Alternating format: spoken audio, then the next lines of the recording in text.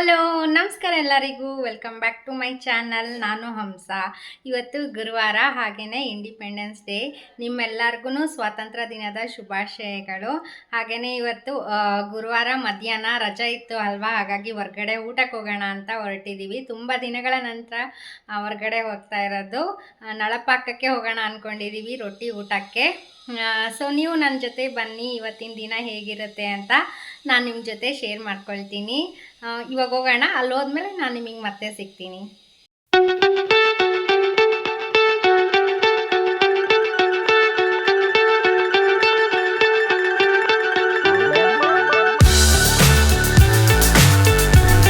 ನಮ್ಮ ಬುಜ್ಜು ನೋಡ್ರಿ ಏನೋ ಮೇಯ್ತಾ ಇದ್ದಾನೆ. ಏನೋ ತಿಂತ ಇದೆಯಾ? ಚಿಂಗಮ್ಮ. ಎಲ್ಲಿ ಹೋದ್ರು ಅವನು ಮೇಯದೆ ಕೆಲಸ, ಊಟ ಮಾತ್ರ ಸರಿಯಾಗಿ ಮಾಡಲ್ಲ. ಹಾ, ಮೇಯದೆ ಹ್ಯಾಪಿ ಇಂಡಿಪೆಂಡೆನ್ಸ್ ಡೇ ಗೈಸ್. ಹಾ, ಹೇಳಮ್ಮ. Happy independence day. ರಜೆ ಇದೆ. ಹೌದಾ? ಏನ್ ಮಾಡ್ತೀಯ ರಜದಲ್ಲಿ? ಹೊಟ್ಟೆ ಕೆಡ್ಸ್ಕೊಳ್ಳೋದು. ಅದೇ ಎಮ್ಮೆ ತರ ಮೇಯ್ದು ಹೊಟ್ಟೆ ಕೆಡ್ಸ್ಕೊಳ್ಳೋದು. ಹೋಮ್ವರ್ಕ್ ಎಲ್ಲ ಮುಗಿಸ್ದಾ? ಇಲ್ಲ, ಮಜಾ ಓಡಾಯಿಸೋದು. ಆಮೇಲೆ ಸ್ಕೂಲಲ್ಲಿ ಮ್ಯಾಮ್ ನಿಮಗೆ ಅವ್ರು ನಿನ್ ಮೇಲೆ ಮಜಾ ಓಡಾಯಿಸ್ತಾರೆ. ಹೌದಾ? ಇದೆಲ್ಲ ನೋಡ್ತಿರ್ತಾರೆ ಬಾ ಮ್ಯಾಮ್, ಗೊತ್ತಾಗುತ್ತೆ ಮ್ಯಾಮ್.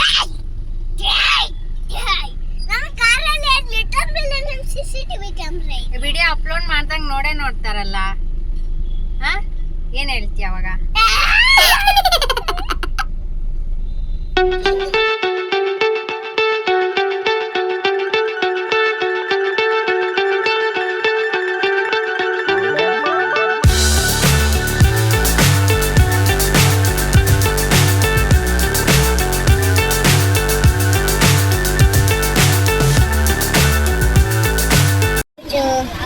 ಆಯ್ತಾ ಕಾರಲ್ಲಿ ನಿದ್ದೆ ಹೊಡೆದ್ಬಿಟ್ಟ.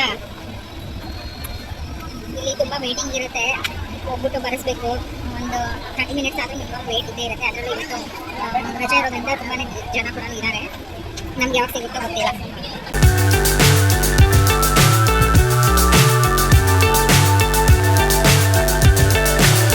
So high I'm hypnotized. What's up is down, what's left is right. Chasing stars and holding you. I can't see the end, but we'll see it through.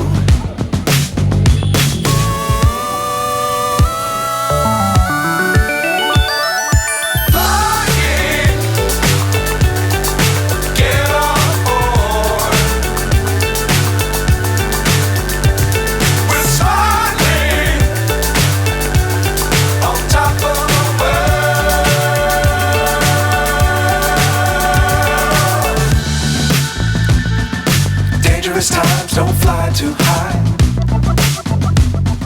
Be sure to keep the ground in sight. Fly forever if you keep it tight. Love the world but keep the sky on your mind.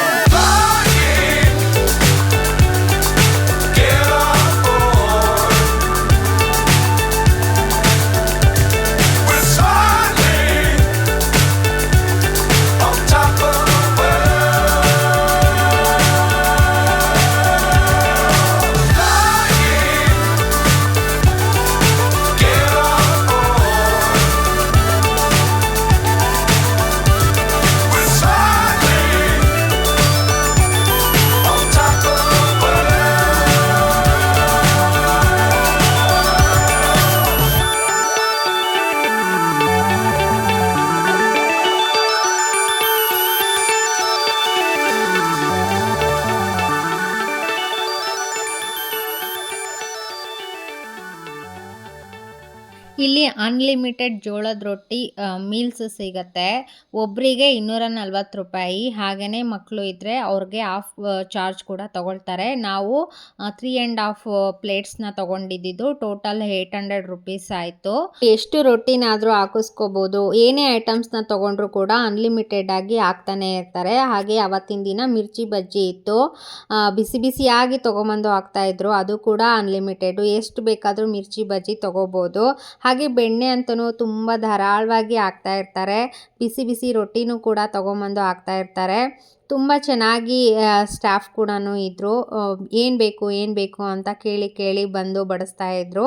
ಸ್ವಲ್ಪ fast ಆಯಿತು, ನಾವು ಅವಾಗ ಹೇಳಿದ್ವಿ fast ಆಯಿತು ಅಂತ, ಆಗ ಅವರು ಕೂಡ ಸ್ಲೋ ಮಾಡಿಕೊಂಡ್ರು.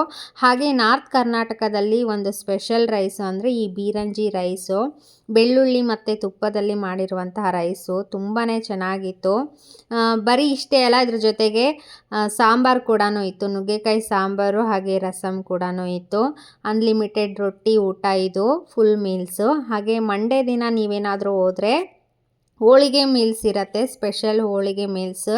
ಅದ್ರ ಪ್ರೈಸ್ ಕೂಡ 240 ರುಪೀಸು. ಹಾಗೆಯೇ ಇಲ್ಲಿ ಬರೀ ರೊಟ್ಟಿ ಊಟ ಅಷ್ಟೇ ಸಿಗಲ್ಲ. ಬೆಳಿಗ್ಗೆ ಹೊತ್ತು ಹೋದರೆ ನಿಮಗೆ ಬ್ರೇಕ್ಫಾಸ್ಟ್ ಇರುತ್ತೆ, ಸಂಜೆ ಹೊತ್ತು ಹಾಗೆ ಸ್ನ್ಯಾಕ್ಸ್ ಇರುತ್ತೆ.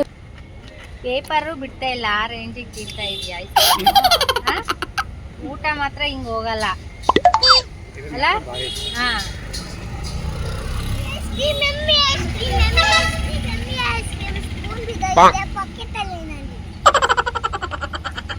ಊಟ ಅಂತೂ ಆಯಿತು. ಊಟ ತುಂಬಾ ಚೆನ್ನಾಗಿತ್ತು. ನಾವು ಇದೇ ಫಸ್ಟ್ ಟೈಮ್ ಅಲ್ಲ, ಮುಂಚೆನೂ ಬರ್ತಾ ಇದ್ವಿ. ಬಟ್ ಇವತ್ತು ಒಂದು ಪಲ್ಯ ಕಡಿಮೆ ಇತ್ತು ಅಂತ ಅನಿಸ್ತು. ಹಾಗೆಯೇ ಐಸ್ ಕ್ರೀಮು, ಪಾಪಡು ಎಲ್ಲನೂ ಇತ್ತು. ಬೀರಂಜಿ ರೈಸು ಇದು ನಾರ್ತ್ ಕರ್ನಾಟಕದಲ್ಲಿ ಸ್ಪೆಷಲ್ಲು. ಆ ರೈಸ್ ಕೂಡ ಇತ್ತು, ಅದು ಕೂಡ ತುಂಬಾ ಚೆನ್ನಾಗಿತ್ತು. ನಮಗೇನೋ ಲಕ್ಕಿಲಿ ಬೇಗನೆ ಸಿಕ್ತು, ಹಾಗಾಗಿ ಬೇಗನೆ ಊಟ ಮುಗಿಸ್ಕೊಂಡ್ವಿ. ಮಳೆ ಬೇರೆ ಸ್ಟಾರ್ಟ್ ಆಯಿತು. ಊಟ ಅಂತೂ ತುಂಬಾ ಚೆನ್ನಾಗಿತ್ತು. ಊಟ ಎಲ್ಲ ಆದಮೇಲೆ ಇನ್ನೂ ಟೈಮ್ ಮಿಕ್ಕಿತ್ತು, ಹಾಗಾಗಿ ಆ ಕಡೆ ಹೋಗಿದ್ವಿ ಅಲ್ಲ, ಅಲ್ಲಿ ಏನೇನೆಲ್ಲ ಸ್ಪೆಷಲಾಗಿ ಸಿಗುತ್ತೆ ಅಂತೆಲ್ಲ ನೋಡಿದಾಗ ಈ ಒರಿಜಿನಲ್ ವಾರಿಯರ್ಸ್ ಬೇಕ್ರಿ ಇತ್ತು. ಸೊ ಅಲ್ಲಿ ಹೋಗ್ಬಿಟ್ಟು ಏನಾರ ತೊಗೊಳ್ಳೋಣ ಅಂತ ಅಂದ್ಕೊಂಡು ಅಲ್ಲಿಗೆ ಹೋಗಿದ್ವಿ.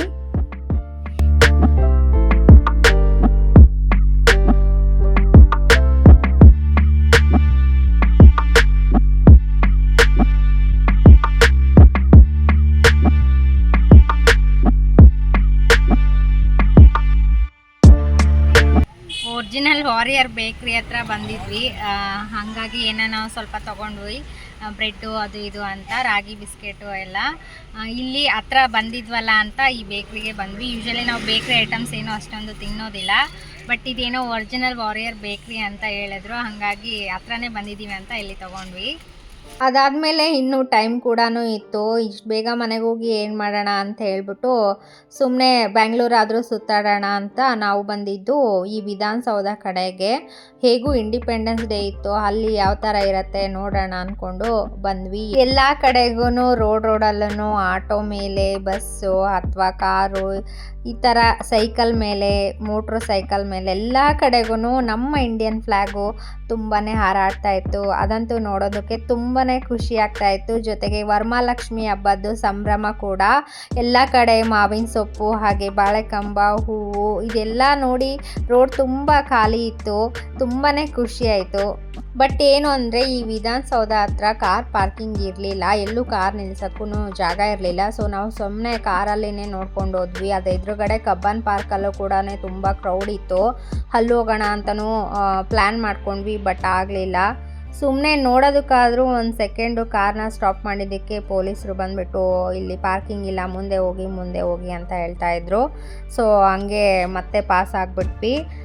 ನೋಡೋದಕ್ಕೆ ತುಂಬಾ ಚೆನ್ನಾಗಿತ್ತು. ಎಲ್ಲರೂ ಇಂಡಿಯನ್ ಫ್ಲ್ಯಾಗ್ ಇಟ್ಕೊಂಡು ಫೋಟೋ ಎಲ್ಲ ತೆಗೆಸ್ಕೊಳ್ತಾ ಇದ್ರು. ನಮಗೆ ಇಳಿಯೋಕ್ಕಾಗಲಿಲ್ಲ, ಹಾಗಾಗಿ ಫೋಟೋ ಏನು ತೆಗೆಸ್ಕೊಳಕ್ಕಾಗಲಿಲ್ಲ. ಅಲ್ಲೆಲ್ಲೂ ಪಾರ್ಕಿಂಗ್ ಬೇರೆ ಇರಲಿಲ್ಲ ಅಲ್ವಾ ಅಂತ ಎಲ್ಲೂ ಇಳಿಲಿಲ್ಲ. ಬಟ್ ವಿಧಾನಸೌಧ ನಾನು ಡೇ ಟೈಮಲ್ಲಿ ನೋಡಿರಲಿಲ್ಲ, ಹತ್ರದಿಂದ ನೋಡಿ ತುಂಬ ಖುಷಿ ಆಯಿತು ನನಗೆ. ಯಾವಾಗಲೂ ಚಿಕ್ಕವಳಿದ್ದಾಗ ಟಿ ವಿಲಿ ಮಾತ್ರ ನೋಡ್ತಾ ಇದ್ದೆ, ಓ ಬಿಡು ಇವಾಗ ಡೈರೆಕ್ಟಾಗಿ ನೋಡಿದೆ ಅಂತ ಖುಷಿ ಆಯಿತು.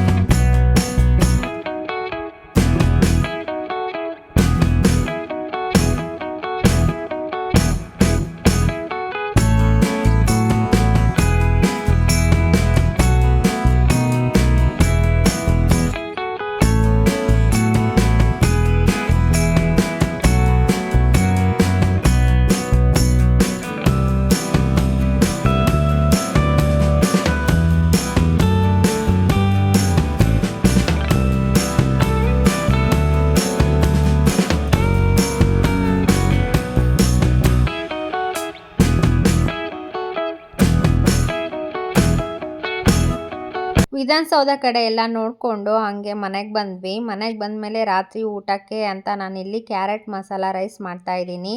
ದರ್ಶಿಲು ಮಸಾಲ ರೈಸ್ ಕೇಳ್ದ, ಹಾಗಾಗಿ ಅವನಿಗೋಸ್ಕರ ಮಾಡಿ ಕೊಡ್ತಾಯಿದ್ದೀನಿ. ನಾವೆಲ್ಲ ಅನ್ನ ಮಜ್ಜಿಗೆ ಅಷ್ಟೇ ಊಟ ಮಾಡಿತ್ತು, ಮಧ್ಯಾಹ್ನ ಹೆವಿ ಊಟ ಆಯಿತು ಅಂತ. ಇದನ್ನು ಮಾಡ್ಕೊಳ್ಳೋದಕ್ಕೆ ಎಣ್ಣೆ, ಜೀರಿಗೆ, ಹಸಿರು ಮೆಣಸಿನ್ಕಾಯಿ, ಕರಿಬೇವು, ಸಣ್ಣದಾಗಿ ಇಟ್ಕೊಂಡಿರುವಂಥ ಈರುಳ್ಳಿನ ಸೇರಿಸ್ಬಿಟ್ಟು ಲೈಟಾಗಿ ಫ್ರೈ ಮಾಡ್ಕೋಬೇಕು. ಓವರ್ ಕುಕ್ ಆಗಬಾರ್ದು. ಕ್ರಂಚಿಯಾಗಿ ಸಿಗ್ತಾ ಇದ್ದರೆ ಮಸಾಲ ರೈಸ್ ಯಾವಾಗಲೂ ಯಮ್ಮಿಯಾಗಿರುತ್ತೆ. ಇದಕ್ಕೆ ಟೊಮೆಟೊ ಕೂಡ ಹಾಕ್ಕೊಳ್ತಾ ಇದ್ದೀನಿ. ಸ್ವಲ್ಪ ಕ್ವಾಂಟಿಟಿಯಲ್ಲಿ ಮಾಡ್ತಾ ಇರೋದು ದರ್ಶಿಲ್ಗೋಸ್ಕರ, ಹಾಗಾಗಿ ಚಿಕ್ಕ ಆನಿಯನ್ನು, ಚಿಕ್ಕ ಟೊಮೆಟೊ ತೊಗೊಂಡಿದ್ದೀನಿ. ಟೊಮೆಟೊ ಕೂಡ ಫುಲ್ಲು ಸ್ಮ್ಯಾಶ್ ಆಗೋದು ಬೇಡ, ಲೈಟಾಗಿ ಫ್ರೈ ಆದರೆ ಸಾಕು. ಹಾಗೆ ಇಲ್ಲೊಂದು ಅರ್ಧ ಕ್ಯಾರೆಟ್ನ ತುರಿದ್ಬಿಟ್ಟು ಸೇರಿಸ್ಕೊಳ್ತಾ ಇದ್ದೀನಿ. ನಾನು ಆಗಲೇ ಹೇಳ್ದಂಗೆ ಯಾವುದೂ ಓವರ್ ಕುಕ್ ಮಾಡೋದು ಬೇಡ, ಕ್ರಂಚಿಯಾಗಿದ್ರೇ ಈ ಮಸಾಲ ರೈಸ್ ತುಂಬಾ ಚೆನ್ನಾಗಿರುತ್ತೆ. ಲೈಟಾಗಿ ಫ್ರೈ ಆದಮೇಲೆ ಇದಕ್ಕೆ ಗೊಜ್ಜಿಗೆ ಬೇಕಾದಷ್ಟು ಉಪ್ಪನ್ನು ಸೇರಿಸ್ಕೊಳ್ತಾ ಇದ್ದೀನಿ. ಇವಾಗ ಒಂದು ಸಲ ಚೆನ್ನಾಗಿ ಮಿಕ್ಸ್ ಮಾಡ್ಕೊಳ್ಳಿ, ಉಪ್ಪೆಲ್ಲ ಕಡೆಗೂ ಒಂದೋ ಥರ. ಇದಾದಮೇಲೆ ಮಸಾಲ ಐಟಮ್ಸ್ನ ಆ್ಯಡ್ ಮಾಡ್ಕೋಬೇಕು. ಅರಿಶಿನ ಪೌಡರು 1/4 ಸ್ಪೂನು, ಅರ್ಧ ಸ್ಪೂನು ಅಚ್ಕಾರದ ಪುಡಿ. ನಾವು ಹಸಿರು ಮೆಣಸಿನ್ಕಾಯಿ ಹಾಕಿದ್ದೀವಿ, ನೋಡ್ಕೊಂಡು ಖಾರ ಹಾಕ್ಕೊಳ್ಳಿ. ಹಾಗೆ ಅರ್ಧ ಸ್ಪೂನು ಸಾಂಬಾರು ಪೌಡರು, ಹಾಗೆ ಸ್ವಲ್ಪ ಜೀರಾ ಪೌಡರು, ಇದಿಷ್ಟನ್ನು ಹಾಕಿ ಚೆನ್ನಾಗಿ ಮಿಕ್ಸ್ ಮಾಡ್ಕೊಳ್ಳಿ, ಹಸಿ ವಾಸನೆ ಹೋಗೋವರೆಗೂ ಮಸಾಲ ಪೌಡರ್ದು. ಸ್ವಲ್ಪ ಮಸಾಲ ಎಲ್ಲ ಹೊಂದ್ಕೊಳ್ಳೋದಕ್ಕೆ ಎಣ್ಣೆ ಜಾಸ್ತಿ ಇದ್ದರೆ ಸ್ವಲ್ಪ ನೀರು ಹಾಕೋದೇನು ಬೇಕಾಗಿಲ್ಲ. ಸ್ವಲ್ಪ ಎಣ್ಣೆ ಕಡಿಮೆ ಇರೋದ್ರಿಂದ ನಾನಿಲ್ಲಿ 1-2 ಸ್ಪೂನ್ ಆಗೋಷ್ಟು ನೀರನ್ನ ಚಿಮ್ಮಿಸ್ಕೊಳ್ತಾ ಇದ್ದೀನಿ. ಇದರಿಂದ ಮಸಾಲ ಎಲ್ಲ ಹೊಂದ್ಕೊಳ್ಳಿ ಅಂತ, ಹಸಿ ವಾಸನೆ ಹೋಗಲಿ, ಸ್ವಲ್ಪ ಮಸಾಲ ಬೇಯಲಿ ಅಂತ ಚೆನ್ನಾಗಿ ಮಿಕ್ಸ್ ಮಾಡ್ಕೊಳ್ಳಿ ನೀಟಾಗಿ. ಎಣ್ಣೆನೂ ಬಿಡುತ್ತೆ. ಇದನ್ನು ಬೇಕಾದರೂ ನೀವು 2-3 ಡೇಸ್ ಸ್ಟೋರ್ ಮಾಡಿ ಕೂಡ ಇಟ್ಕೋಬೋದು ಫ್ರಿಜ್ಜಲ್ಲಿ.